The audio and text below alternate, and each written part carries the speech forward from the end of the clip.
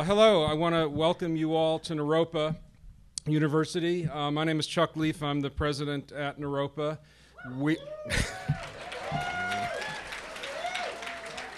Yay. And it's really a pleasure to have so many people from the Boulder community joining us for the return engagement of Joanna Macy.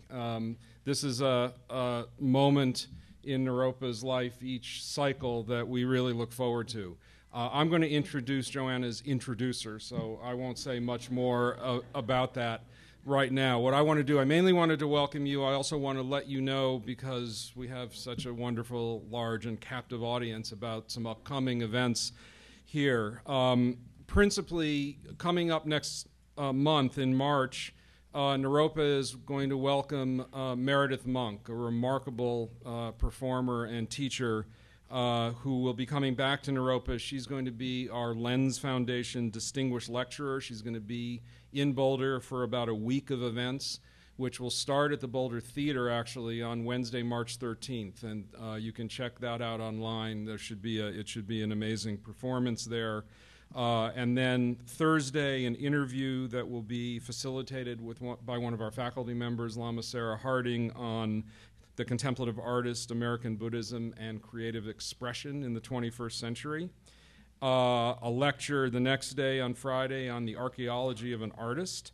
And then concluding with a weekend workshop with 3 teachers, Meredith, Lanny Harrison, another remarkable performer living in New York who was part of the Naropa arts community from the very beginning, and Judy Leaf, who I've known for a while.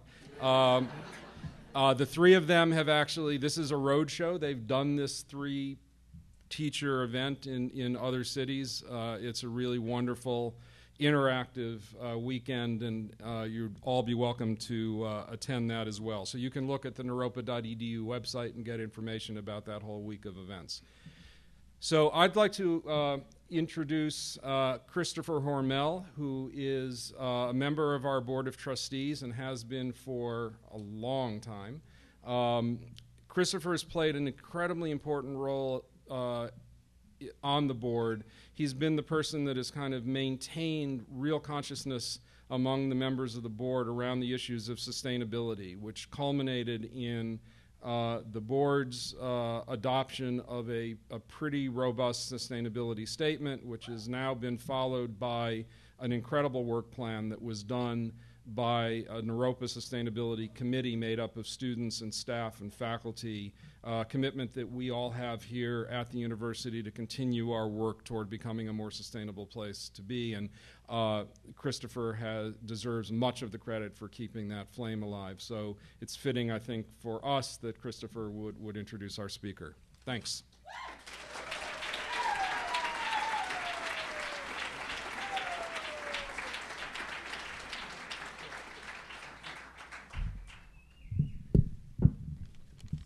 Thank you. Can you hear me?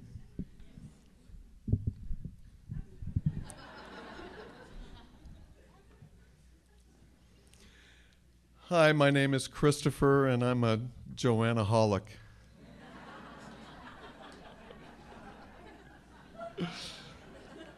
I first met Joanna 2 years ago when she came here to be the Lens Distinguished Speaker, which is a wonderful series that we have here at Naropa. So thank you for the Lens folks for that. And she was a real cheerleader for us. That first evening that I met her, she came in this room and spoke to the senior staff and faculty and said, "I get it.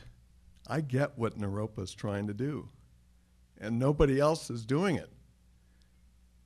And so that touched me very deeply. So I'm very grateful to Joanna for seeing what it is that we all want to be seen for. And speaking of seeing, I can't see anybody. Not used to this. So couple of things. I'll For those of you who don't know who Joanna Macy is, I'll give you a brief, dry few words about that. She has earned a PhD in religious studies from Syracuse University. That was back in 1978. She's authored many books on ecology, Buddhism, systems theory, and has been very active in a lot of environmental movements around the country, in particular the anti-nuclear movement. In particular, the psychological and spiritual issues of our present nuclear age, and the resonance between Buddhist thought and contemporary science. So tonight's lecture is called Active Hope, How to Face the Mess We're In Without Going Crazy. That is the name of her latest book that she wrote along with Dr. Chris Johnstone. And hopefully there are plenty of copies available in the back for people who might like to bring one home with them tonight. And I encourage you to read it.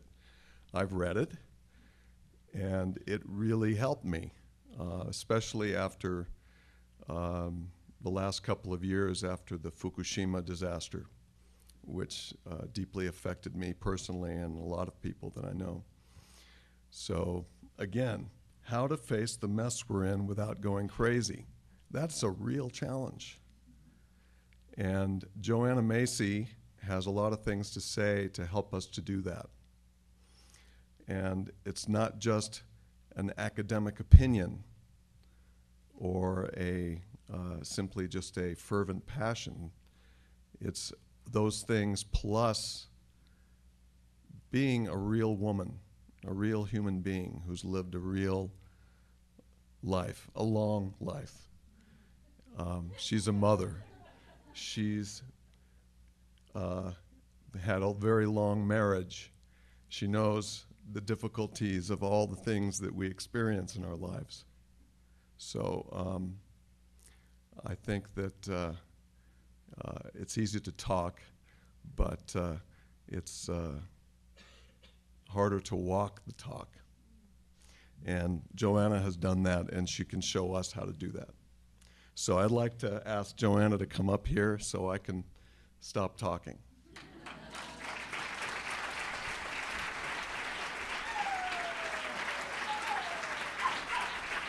have some water for you here.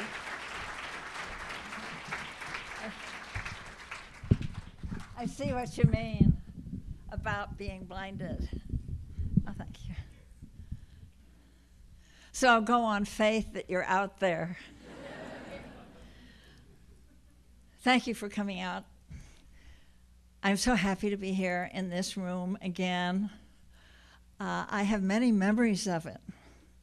There was that time associated with the Lentz lecture that Christopher mentioned, but before that there were a number of years. I remember doing a workshop in the Work That Reconnects here in the Environmental Leadership Program, and it's a big room, and we were between 20 and 30, and we could really romp, and we were enjoying full footage of this square meters of this room, and the stillness and the movement, the dance. So I have wonderful memories of other parts of Naropa too, and of being here also in relation to the Rocky Flats guardianship project that we had. That we had a workshop on that last time I was here.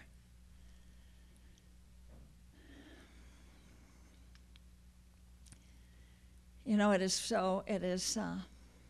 very moving to me to be received by an institution that has such respect for the mind, for what the mind can do in apprehending our world, for what the mind can do in communicating and in expanding its perceptions of reality through nonlinear thinking as well as linear through the arts, through using the tools of psychology. And this respect for the mind is what gives me hope. You know, it's so funny that I would never have thought in those early years, if any of you were maybe working with me when I was here 8-10 years ago, might have heard me say, oh, don't count on hope. Hope's a killer. Don't. And because I saw hope, and so hope takes you out of the present moment. Did the Lord Buddha ever talk about hope? No, come on. We taught us how to look at things without wiping away as much as we possibly can any projections and dreams and fantasies to see things yata bhutam just as they are. And now I'm writing a book about hope. And I wish he were here. I wish you could see my colleague, Chris Johnstone, a physician from the United Kingdom, and who is a colleague of mine for the last 20 years in the work that reconnects, which is the experiential work that has grown out of my passion for a peaceful and just society, has grown out of my interweaving of the teachings of the Buddha with systems thinking. And I found this adventure of the mind and heart so strong that I can't do it without experiential, interactive work. But we're not doing that tonight. But some of us are going to be doing it this weekend in the Environmental Leadership Program. So why am I writing a book about hope? Well, the thing is, you redefine hope. And it became clear as Chris and I were kind of horsing around. And I just have to stop a minute as I think of my collaboration with Chris Johnstone. I want to pause and give thanks to the invention of Skyping. That's how we did it. At any rate, we kept trying to dodge around. I said, I can't use hope in a title. But then he challenged me, and we began to look at what it is and what it isn't. And we decided that actually, hope isn't something you have. It's something you do. Like so much in life, and particularly in the Dharma way, and the systems way too, you shift from a noun to verb. It's what you do with yourself as well, from being a noun to a verb. And so hope is something that you find is in the looking. It's in the wanting to see things as they are. It's in the taking a stand to look at things courageously. It's in the intention to act. And from this book, which I think is very pretty, and I will sign copies for you, should you wish, we made a list a little ways in of what a hope isn't and what it is. At least active hope. Active hope is not wishful thinking. Active hope is not waiting to be rescued by the Lone Ranger or any other savior. Active hope is waking up to the beauty of life on whose behalf we can act. We belong to this world. The web of life is calling us forth at this time. We've come a long way, and we're here to play our part. With active hope, we realize that there are adventures in store, strengths to discover, and comrades to link arms with. Active hope is a readiness to engage, a readiness to discover the strengths in ourselves and in others, a readiness to discover the reasons for hope and the occasions for love, a readiness to discover the size and strengths of our hearts, our quickness of mind, our steadiness of purpose, our own authority, our love for life, the liveliness of our curiosity, the unsuspectedly deep well of patience and diligence, the keenness of our senses, and our capacity to lead. None of these can be discovered without risk.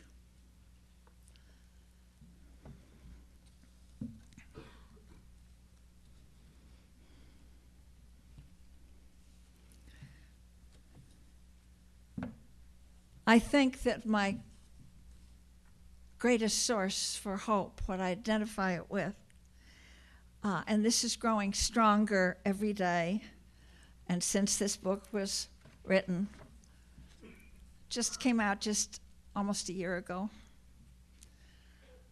But we're all changing very fast, aren't we? The pressures are so big. The acceleration of developments, of what's happening to our country, what's happening to our government, what's happening to industry, what's happening to our money, what's happening to the oceans, to the forests, to the seas, to our brother, sister beings. All of that is pulling us into such growth. Don't you feel that? Don't you feel how swift the changes are? And just in keeping up with that, and just being with that, something can flower within us. And one of the things that's flowered for me is a recognition of the absolutely exquisite gift that we have been given with our mind, which is the capacity to choose. That's sort of a definition of the self-reflexive mind, that we can choose not how things are out there. We can choose where we put our mind. We can choose what we're going to, next step we take. We can choose how we're going to see something. We can choose what we're looking for. So this book starts with the recognition that, and this is perhaps the greatest source of hope for me, is that whether we can choose how we understand the time we're in. And we present it as 3 stories. 3 stories of our moment in history in these early years of the 3rd millennium.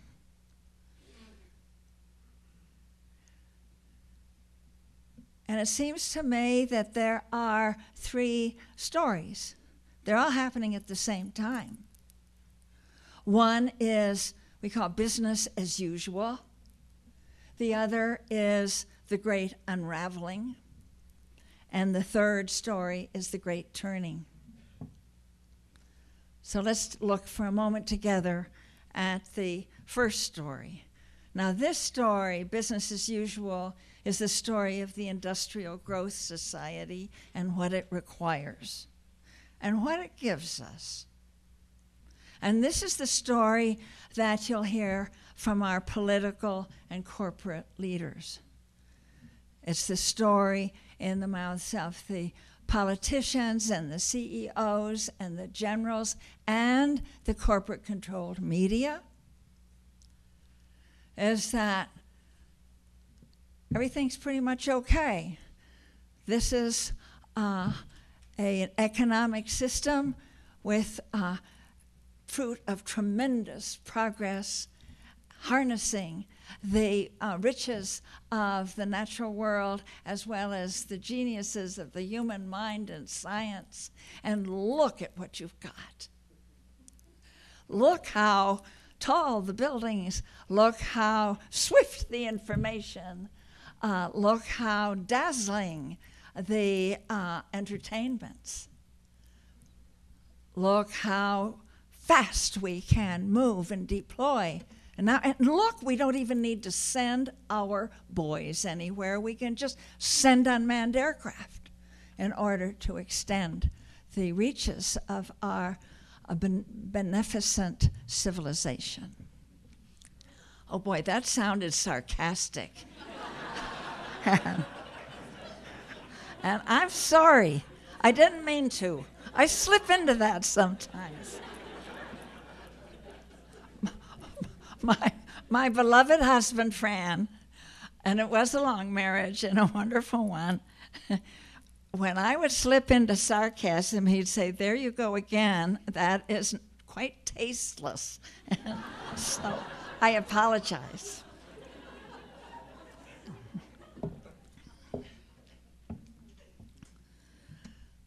You see, it's all in, I love that phrase that I just said, industrial growth society, because, and I borrow it from a Norwegian deep ecologist, Sigmund Freud, because it's driven by industrial power, and it sets its goals and determines its success by growth.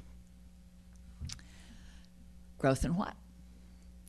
Wisdom, health,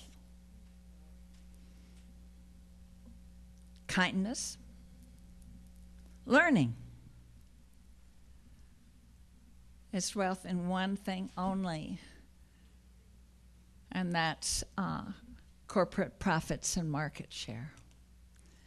And that is where the tragic flaw of this system is, that it has been organized in order to maximize that. That's one very, if you take any system, biological or social or economic, and you try to maximize one variable, it can't stay in balance. So it goes into oscillations which accelerate. It goes into what's then a runaway system toward, if it's not corrected, toward collapse. And that maximization of corporate profits is built into the legal and tacit understandings of the way our economy works. So it yields us a very comfortable lifestyle, and it uses a lot to keep our minds occupied. What else can we say about it? And its costs are great. So that's the first story. The majority of people that we seem to see and hang out with in the world, and certainly that are featured and are on the air, that's the story. Business as usual. But there's a second story. And that story is happening at the same time, and you can choose or not to open your eyes to it. And that's the story that most scientists and activists would see as operative, and that's what you see when you peel back the carpet under the Industrial Growth Society and see what it's costing us. And you see what it's costing us in terms of water, in terms of air, in terms of the forests, in terms of cultures, in terms of the blinking out of cultures and languages, in terms of the spasms of extinction of our brother-sister plant and animal species. This is what we call, this story, we call the Great Unraveling. And this is a term that my friend David Corton coined, and I like it a lot because that's what systems, social systems and living systems do. They just don't fall dead all at once. They just begin to, and they don't die all at once, but they begin to gradually unravel. And that unraveling begins to accelerate. So that's happening to the world around us. It's also happening to our culture, I think. I invite you to look at a culture that needs to grow in the products it produces. Because what produces the profits, of course, are goods that you make out of materials you draw from the living earth and turn them into goods in a one-way linear direction, and you don't want them to last too long, of course, because that's where the profits are, in the sale, and then they, at the end, and weapons. Oh, that is really a good profit-making production, and then waste. And so we have, over the last, you know this, I'm just saying what we already know so that we can be with that together in our heart minds, that it has been several decades already that we have been taking goods out of the living body of earth faster than they can renew, and at the other end dumping the waste into the earth, into the atmosphere, into the waters, into the soils faster than they can be absorbed. And so this I'm just thinking about what Chuck Leaf was just saying about the sustainability program here at Naropa. You know, I'm thinking that that would be one of the paramitas, wouldn't it? If this had been happening back 2,500 years ago when the Buddha was teaching, he would have seen that along with Dana and Virya and Shila and all the others, with the and wisdom, there would be sustainability. That it is indeed a kind of spiritual strength and a spiritual virtue.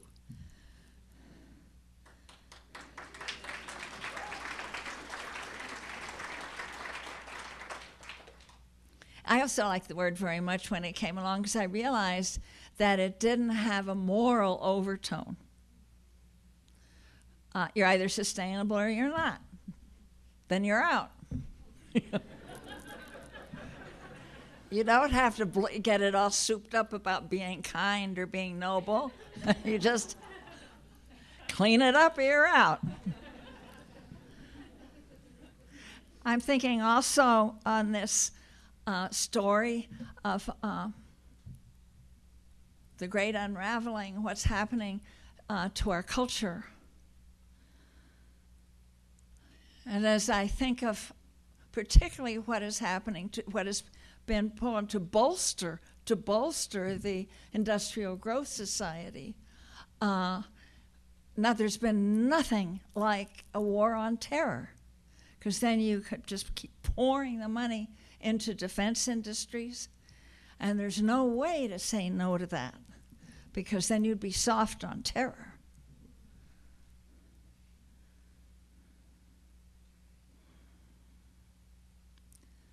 I'm remembering in Australia meeting Benny Sable. He was an activist, and when in the great rallies, and some of them I'd go to and I'd see pictures of him too, he never said anything. He just stood there.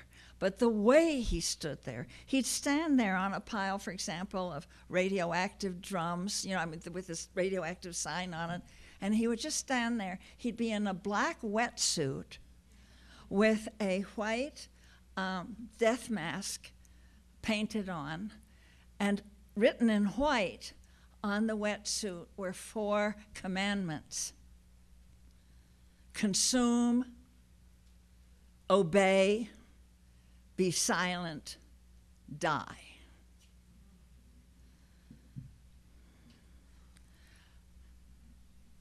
I think we're getting closer and closer to that. We're getting more. Have you noticed we're getting more obedient? This morning in the airport at Oakland, I was the only one I saw stop not going through that scanning thing. You don't have to, you know. They're outlawed as unsafe to your health in many European airports. But they make it very hard for you to be in any way different.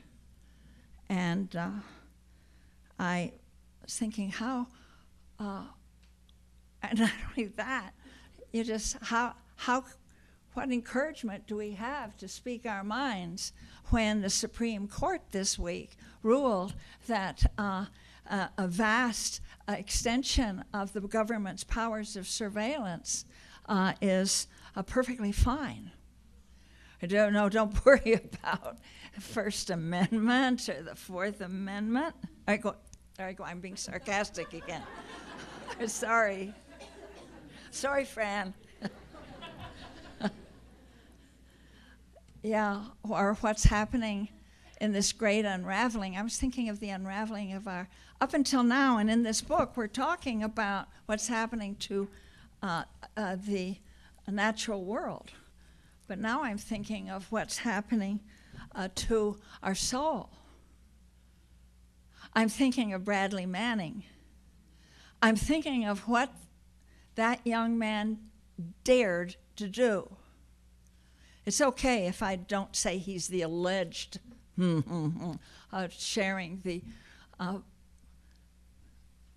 videos that he had and the letters that he had that were classified that showed what we were really doing in Iraq, and the video of the helicopter gunning down the people in the street, the men with their children, taking them to school, and the language being used by the people manning the guns in the helicopter. And you know that he knew he was going to get in trouble, something big. You know that, and he hesitated. It wasn't cheap, but he took that risk because he wanted his people to know what was happening. He thought, this is not going to stop unless people know, so I'm going to show them. I'm going to release these. And you know what? Most of what I hear from my country people, from Congress, at any rate, is that he's a traitor and deserves to die. Have you not heard that too? Something's happening to our soul in this great unraveling. So it seems almost as if there's a being ready to support this consumer society at any cost, and this war-making society at any cost. To be afraid to open your mouth, to be afraid to be seen as a troublemaker and a dissident. Oh, I know that's not true of all of us, but you can know that there's this tide in our country. It's like that a readiness to not only consume, what am I trying to say? In our rapacious consumption of everything we can get our hands on as a nation, from the oil, even the terrible dregs, the crude that we're willing to do. We're willing to, from the tar sands, and that's an American operation, mainly, you know, that we are willing to use up everything that's there. We're willing to blow up mountains if there's a layer of coal. We're willing to drill deep into the offshore. How many millions, thousands, hundreds of these deep well rigs. We're willing to use it up and not leave anything for the people coming after us. And what we don't use up, we contaminate. So this great unraveling brings you a soul-shuddering vision of how ready we are to forget the future, to kill the future. So it's the second story of what's happening in our time. And the third story is one that who knows how many? I think there must be millions and millions of us who have decided, we see the first story, business as usual. That's right, it's going on. But we also see the great unraveling, that's going on. And now, but the story we're going to make is a story made by, we don't want to get behind the great unraveling. That's not going to be the end of the story. We're not going to let that have the last word. And so we take part in a phenomenon that is really unprecedented, seems to be, in our human history. And this is what Paul Hawkins called the largest social movement in human history, of people from all walks of life and all backgrounds, in many different ways of approaching it, taking part in a transition from the industrial growth society to a life-sustaining society. So that transition is happening in our time. And we are so lucky to be alive in a time when we can take part in it. So a lot of us call it the Great Turning.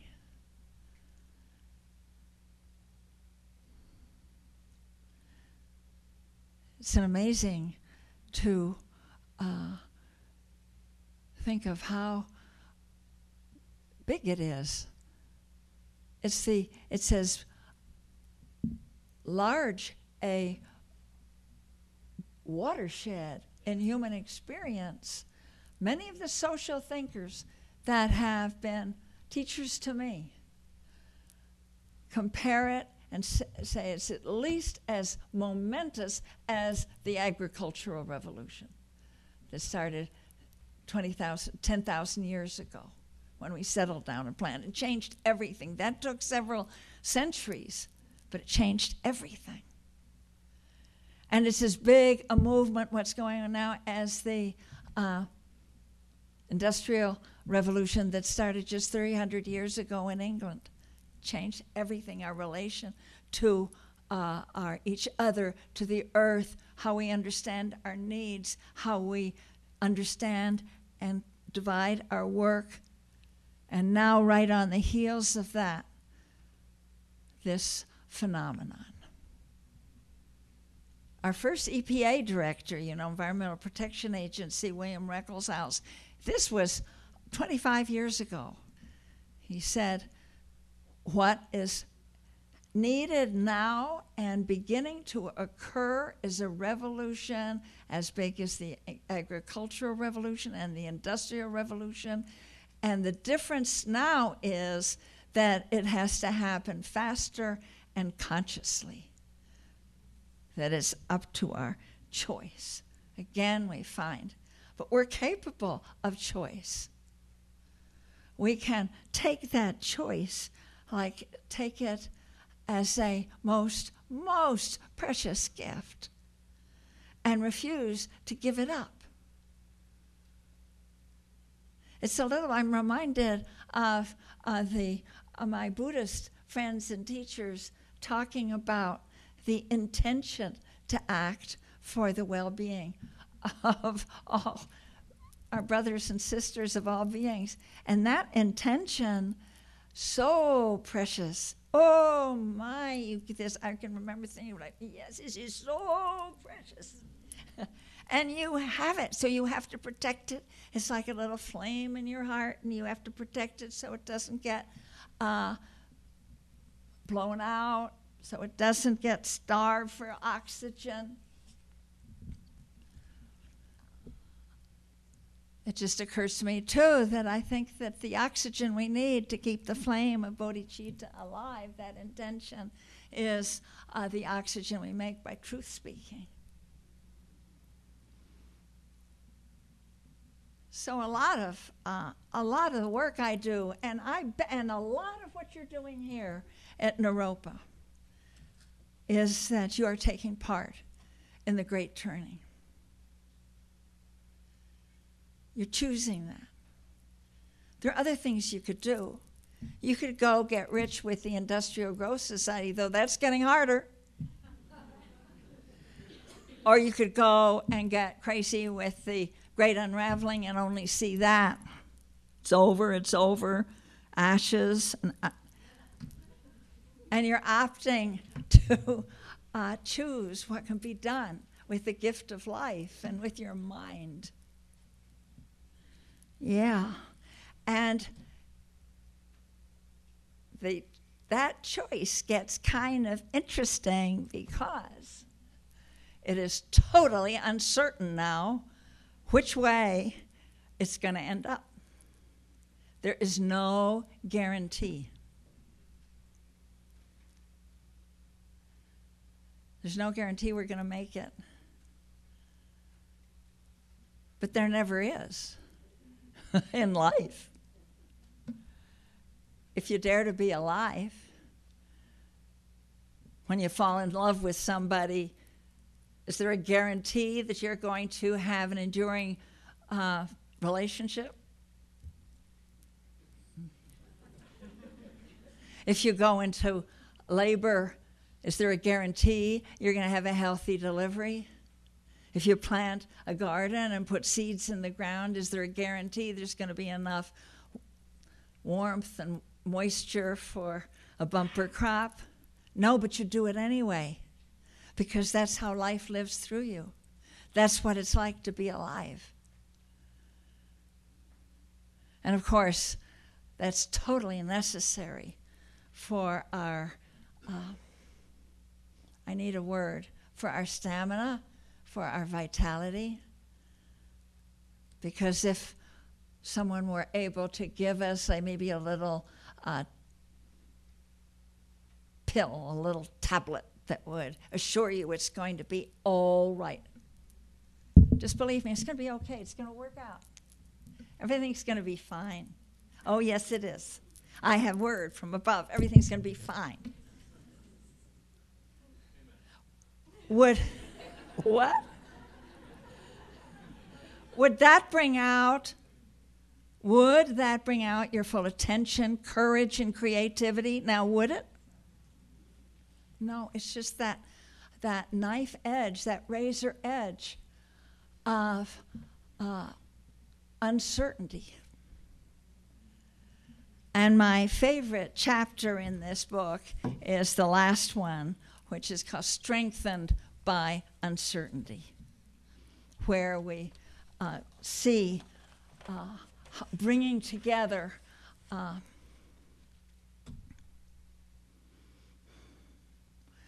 the recognition of our impermanence and frailty and the immensity of that to which we belong.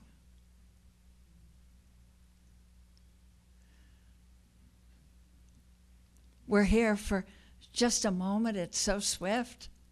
And yet we're part of a story that's so long and so grand. And what I'm finding at this time in the Great Turning, that those two realizations, those two experiences of feeling very impermanent,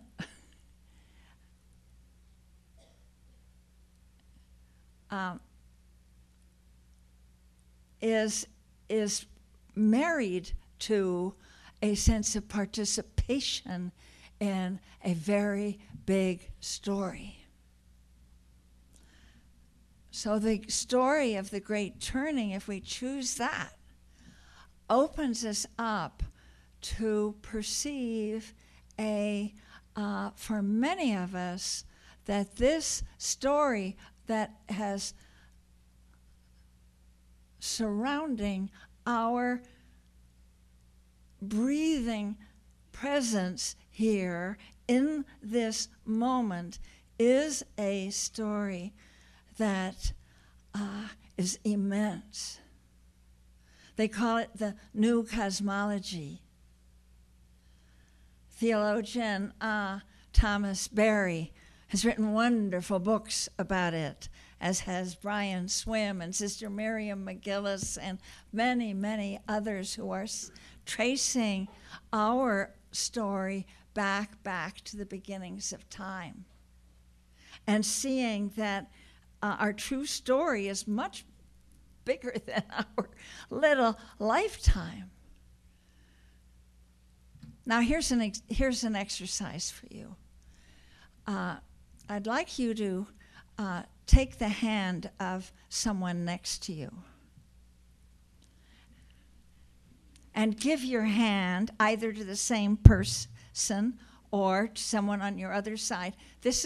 I'm going to offer you a hand meditation as a glimpse of the immensity of the story. We swiftly fleeting, impermanent selves are part of this vast story. Okay, you got your eyes on that hand? Now, if you're embarrassed to hold hands with somebody you don't know, you can look at your own hand. because that, and I can't tell. Oh, yes, you can see your hands, yes. Okay, so here we go. Now, this is an amazing object.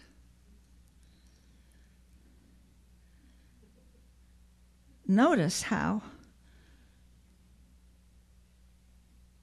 flexible are the fingers and thumb. It's all those little bones in there, so delicately hinged. And notice that this hand doesn't have a shell or heavy carapace or hide, but it's naked. Oh, the shell, the armor that protected that hand has long since fallen away over the millennia. Now, if you were to see this hand in time-lapse photography through evolutionary time, we would want to note that every particle and every atom and every molecule and every cell of this hand goes back to the beginning of space-time, to that primal flaring forth, which is how Father Berry refers to the Big Bang. And we would note that this hand was a fin once in the mother seas in which life took shape. How over the millennia, with changing circumstances, it moved up on Earth. These fins propelled itself, turned into paws, to claws, to hands, learned to reach, to grasp, to climb. Oh, look at this. See how the thumb can touch the fingertips of the same hand. Now, you see that? Wow. Of course, that's an opposable thumb. And you see that opening there, the gap, that's just the right size to hold on to a branch strong enough to hold your weight. And in that hand, this evolutionary journey filled with so many chapters that restructured and reshaped this hand. And this hand was shaped by all those adventures, chipping rocks into tools, gathering seeds to plant them, weaving reeds into baskets, taking a reed and making a flute. All those adventures are in that hand, shaped that hand. This hand shows you how old your life really is.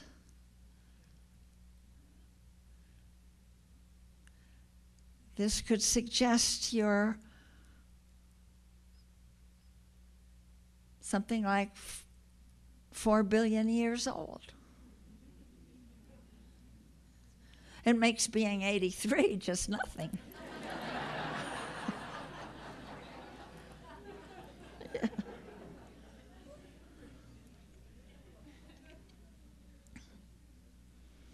And as you look at this hand, you see,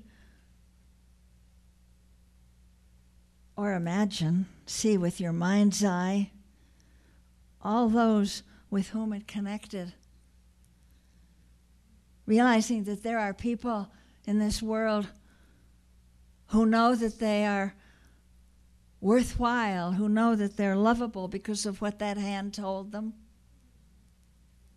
You know that there are people living now in this world whose last touch in this life will come from this hand. And these people will be able to go into their dying knowing they're not abandoned but still connected in the web of life. That's so. And you know that there are people in the future who will be guided through hard and scary times, perhaps, in this great adventure of the great turning, who will be reassured, who will be encouraged, who will be guided by this hand for the healing of our people. So now you just give that hand some last greetings. You give it a little kiss.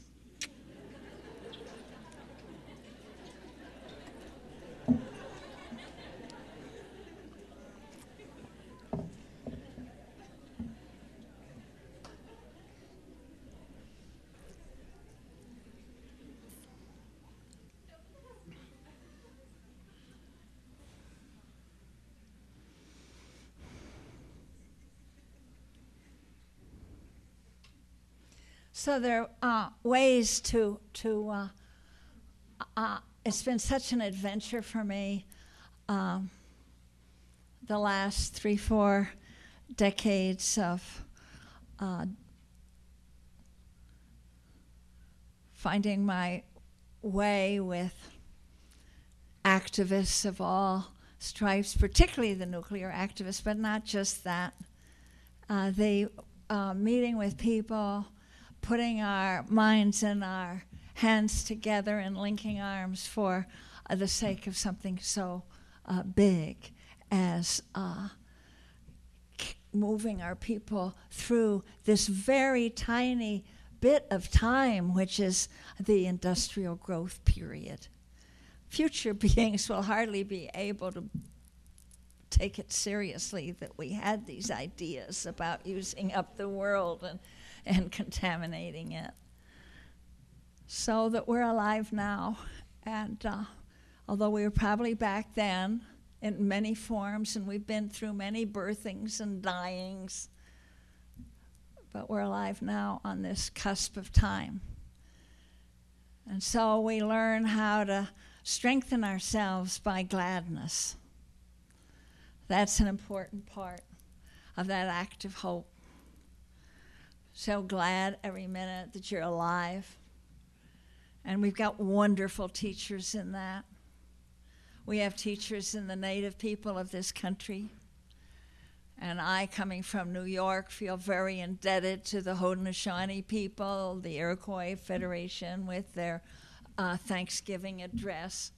At every meeting, really where any decisions were going to be taken, they took the time for what they called those words that come before all else, to give greetings and thanks to the trees and to our older brother, the sun, to grandmother moon, to the waters, to the fish, to all that makes our planet a living, healthy web of life.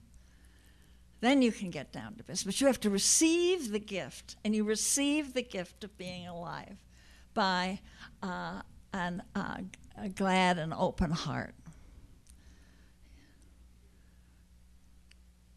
There is no time in your life, no matter how bad things are going, that you can't just turn to that. Because the open secret is that gratitude does not depend upon external circumstances. I used to think that. I used to think things had to be just so, I'd approve of it for me to feel grateful. Not at all.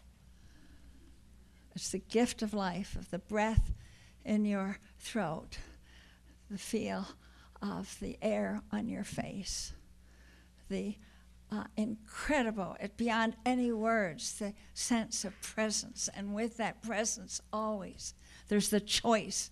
There's the choice to be in it and to be glad.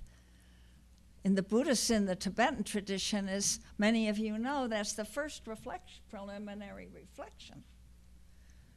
When you're going into a session of good, meditative, hard work, and there's nothing harder, but to remember, to stop and know that what you have is a life, and nothing, what could be more rare or precious than a human life?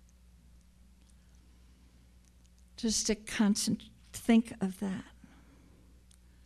How rare and precious is this human life?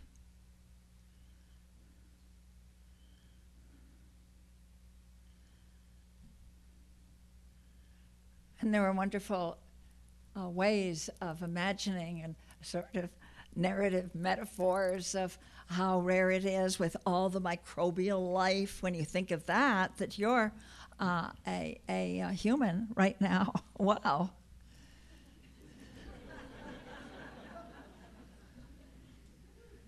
And precious, why is it precious? Is it because the Buddha taught and the Buddhists think that humans are superior? Is that why this is a precious life? It's not because we're better, but because we've received a great gift. We can change the karma. We can choose. We can choose, and not for others, high or low, but we choose where we're going to put our mind. We can choose that step to take. We can choose that greeting to give. We can choose where we place ourselves. Yeah.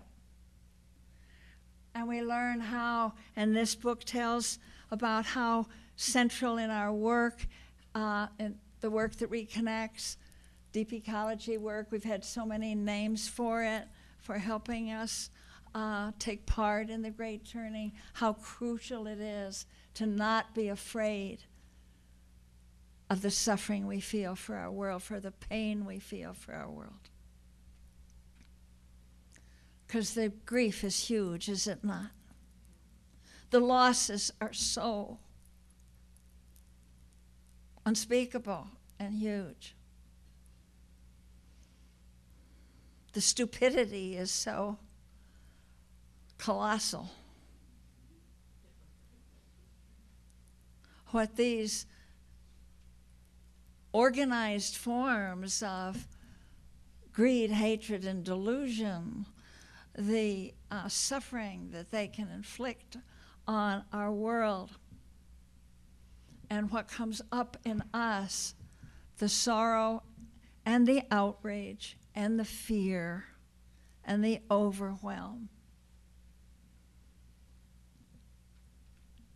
And we will not be afraid of them.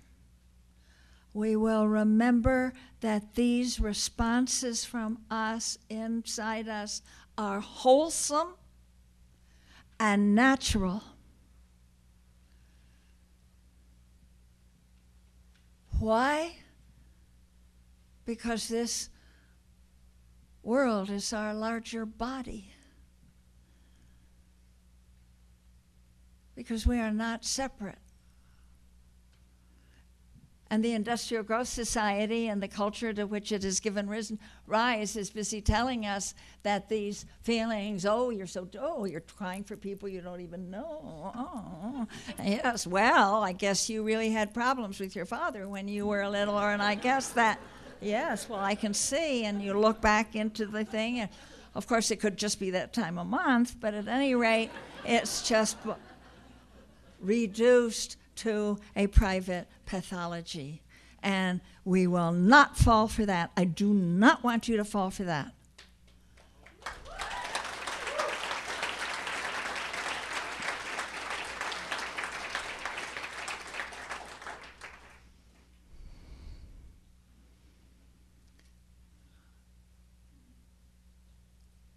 The wonder is that you're able to suffer with your world.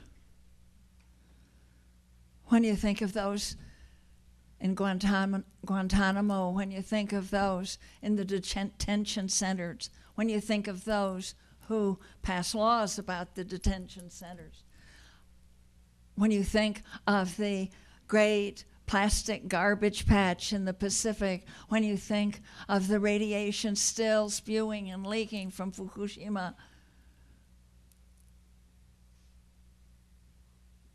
of course, when you feel that grief, you are suffering with your world. And that is good news indeed.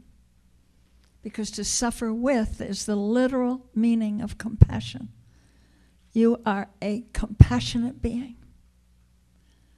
You are a bodhisattva. The bodhisattva is the one who knows that there is no private salvation, but we're in this together. And it's our realizing that is what, and perhaps the only thing that can save our world now. Wow. What a time to have a mind that can choose.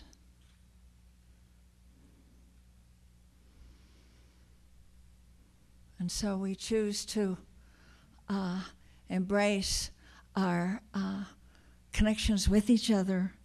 And I've got to wrap this up.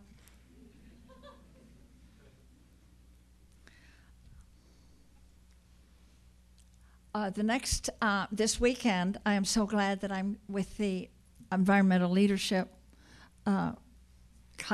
course. I will be working with deep time.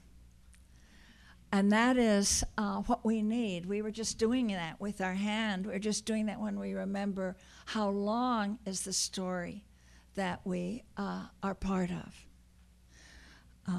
Momentary as we are, impermanent as we are,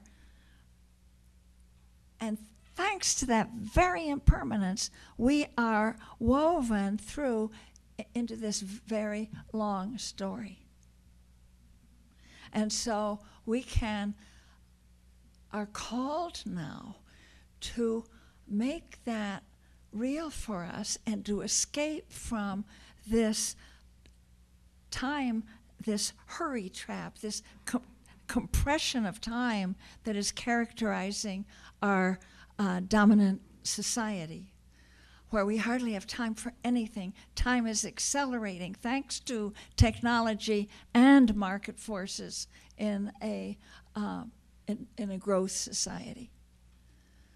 So this is the moment where, hurried as we are, scared as we are, as powerless as we often feel, we can allow ourselves to feel the presence of the past and future generations.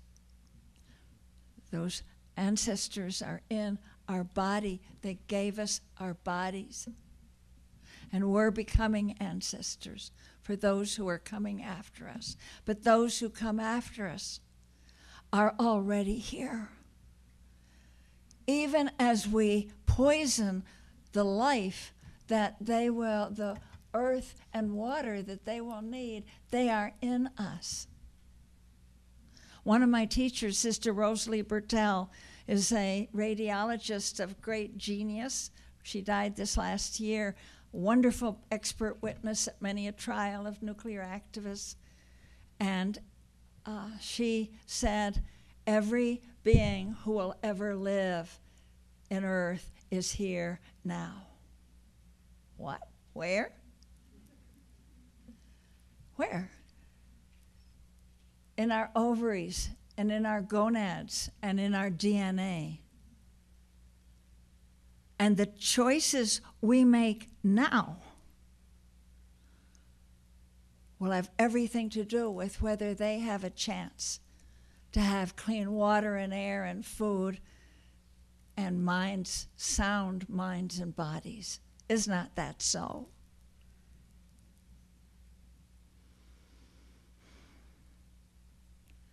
So the work that we're going to be doing, which is my favorite work now, is the deep time work, where we let the past and future generations become real to us using ancient and new practices.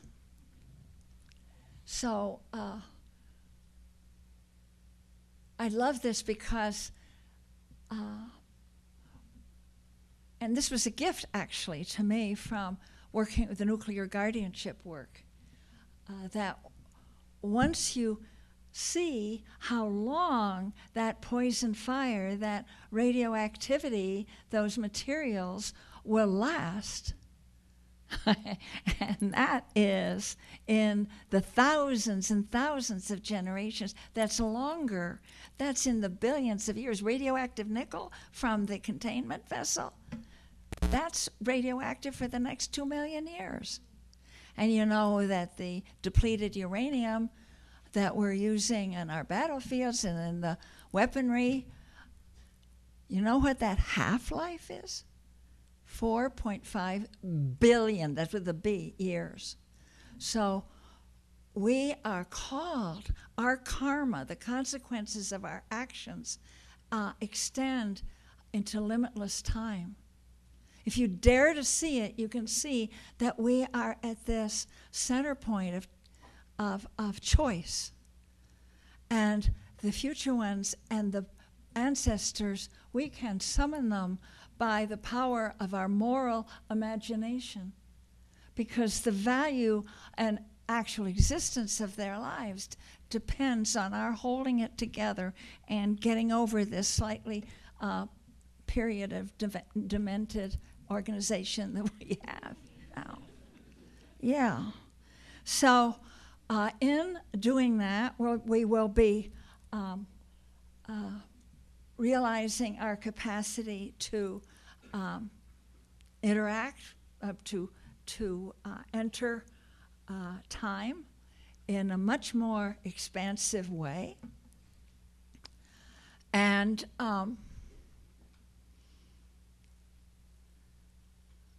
we borrow from the Huayan Buddhism, which was really, they had excellent, talk about moral imagination. Wow. In the Avatamsaka Sutra, the Flower Garland Sutra, all those bodhisattvas out there, they were able to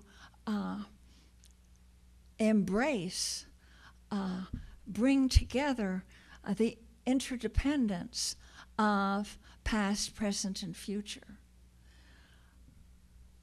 Just as the Buddhist teachings of dependent co-arising help us to recognize our interdependence in space, so they also can through time. And that we find that we are here thanks to and supported by the beings of all three times. So I'd like to give a taste of this through poetry and then through song. Fortunately, it's not me singing. So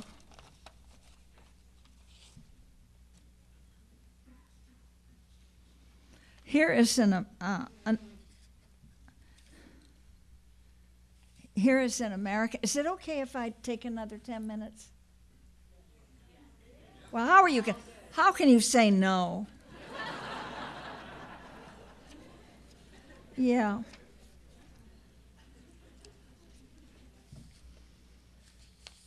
Okay, well, you're here.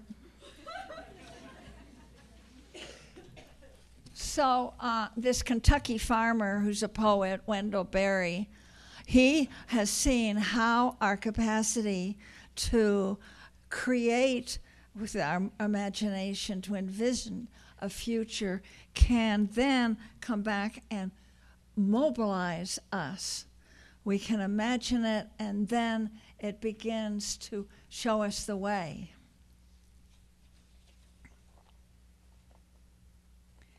If we will have the wisdom to survive, to stand like slow-growing trees on a ruined place, renewing, enriching it,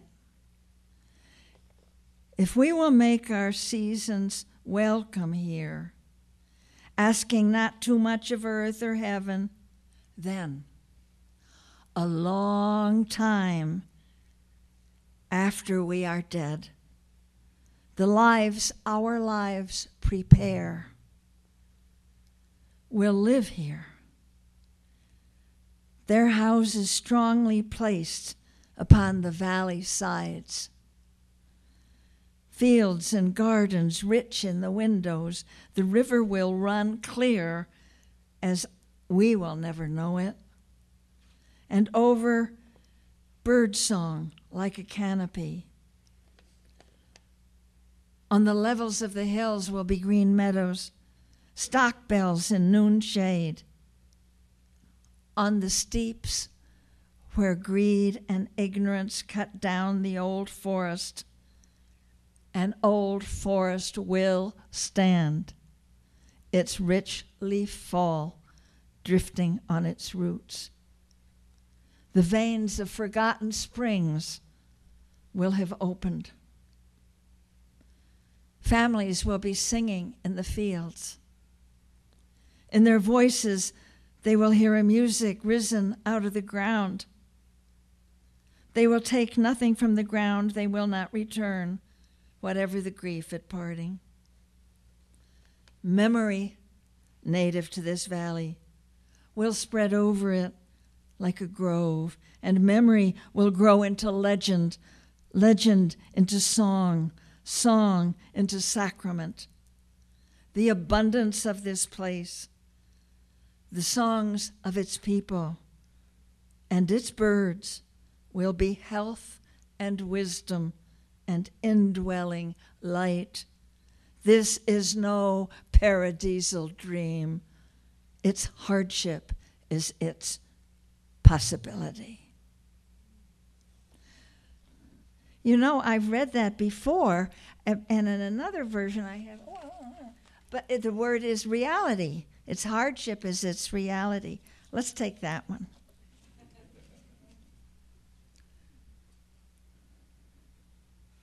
Then when you let the future in, because that comes with that intention, that choosing to work for life to go on, then your life isn't the same. And the young poet, Rainer Maria Rilke, who wrote Letters to a Young Poet, he mentions this. He was writing over 100 years ago, but he knew, as you can tell from his other poems, that this 20th century was going to be hard. So I love the way he talks about what it does to us when we dare to care about the future ones.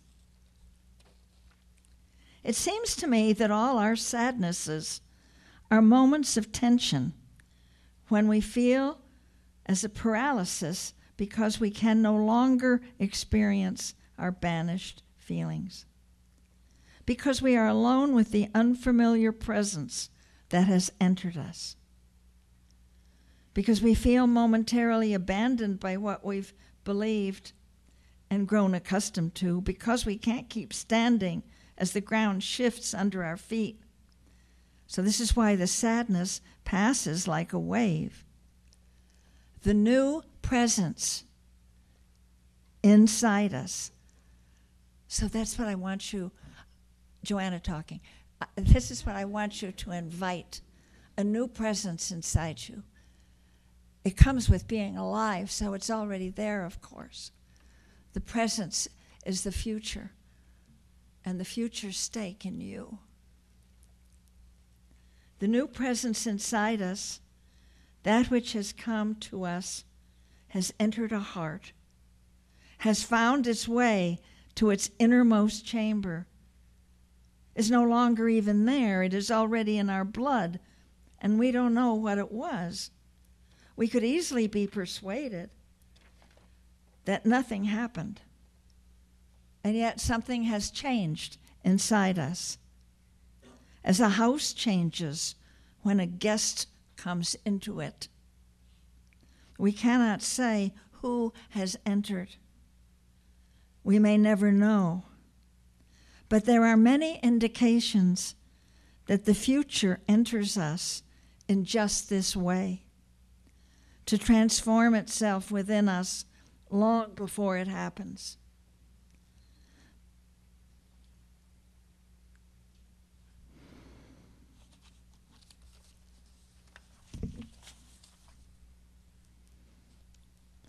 A poem by Rilke, also one of my deep time inspirations. Does time, as it passes, really destroy? It may rip the fortress from its rock, but can this heart that belongs to God be torn from him by circumstance? Ah, the knowledge of impermanence that haunts our days is their very fragrance. We in our striving think we should last forever, but could we be used by the sacred if we were not ephemeral? Ah, the knowledge of impermanence that haunts our days is their very fragrance.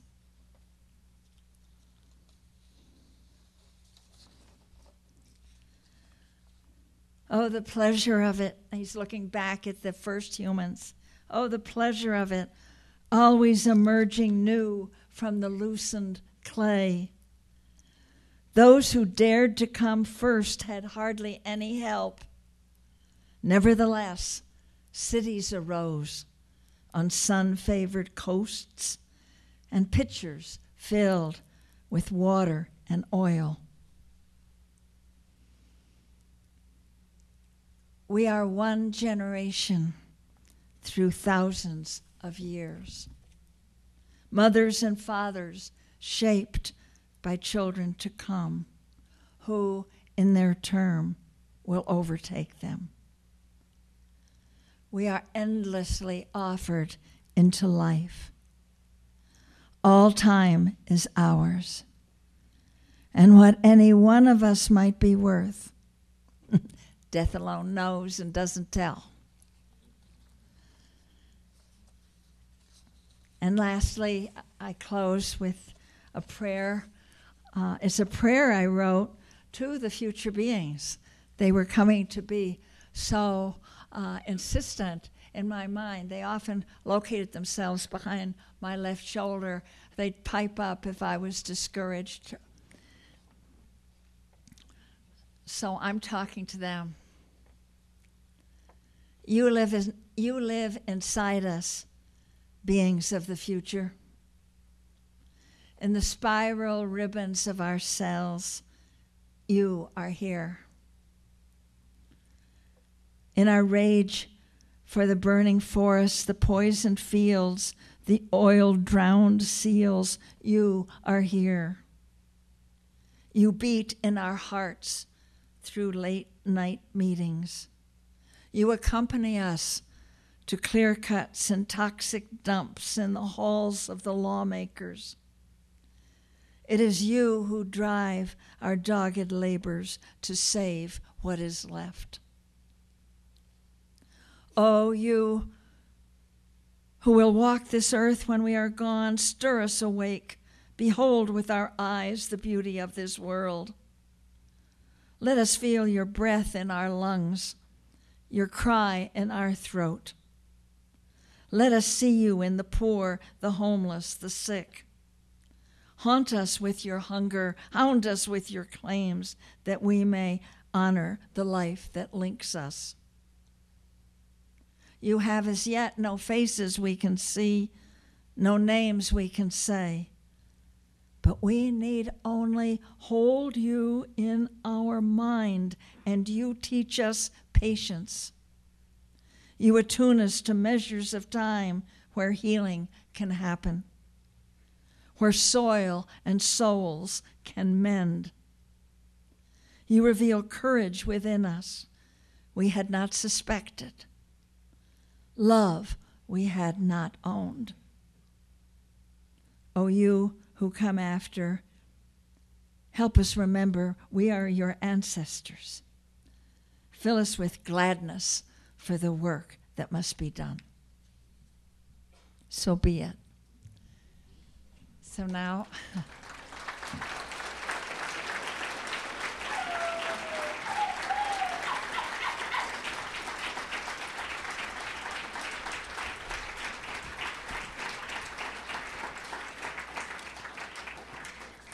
I'd like to introduce Kathleen Sullivan, a blessing in my life, a colleague over the last 25 years in anti-nuclear work and in many adventures, you name it. And I was talking a little bit ago about Huayan Buddhism and the Avatamsaka Sutra.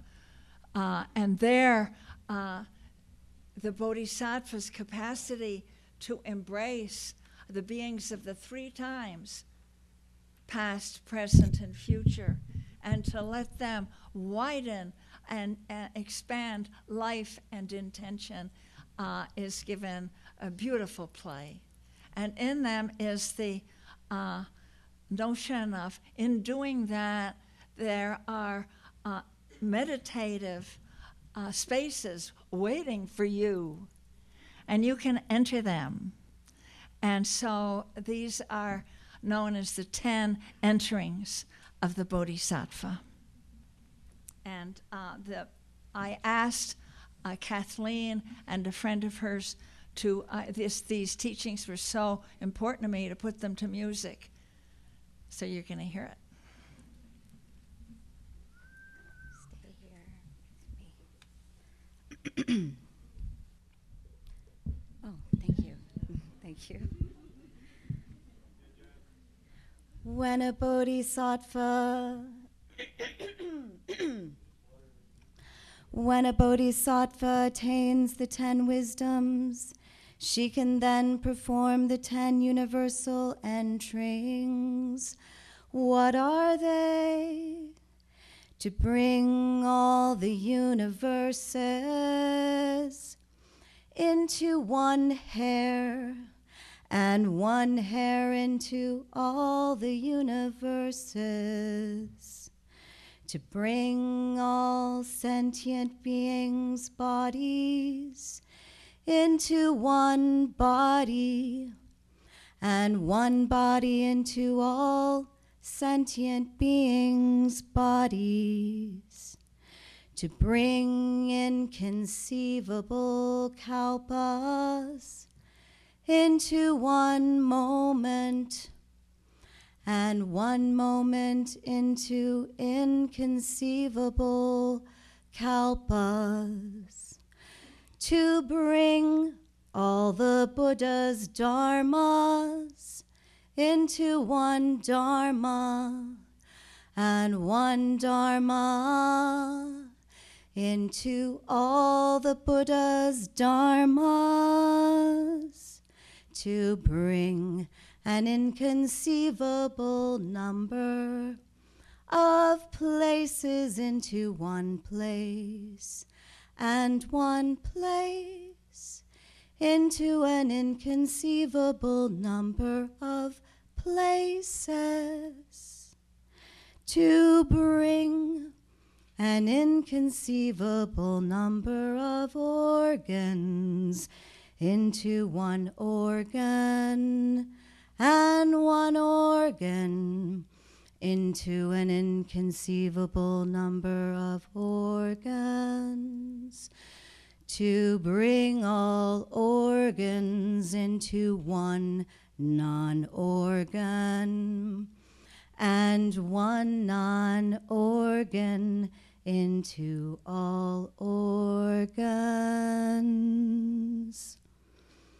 to make all thoughts into one thought, and one thought into all thoughts, to bring all voices and languages into one voice and language, and one voice and language into all voices and languages, to make all the 3 times into one time, and one time into all the 3 times.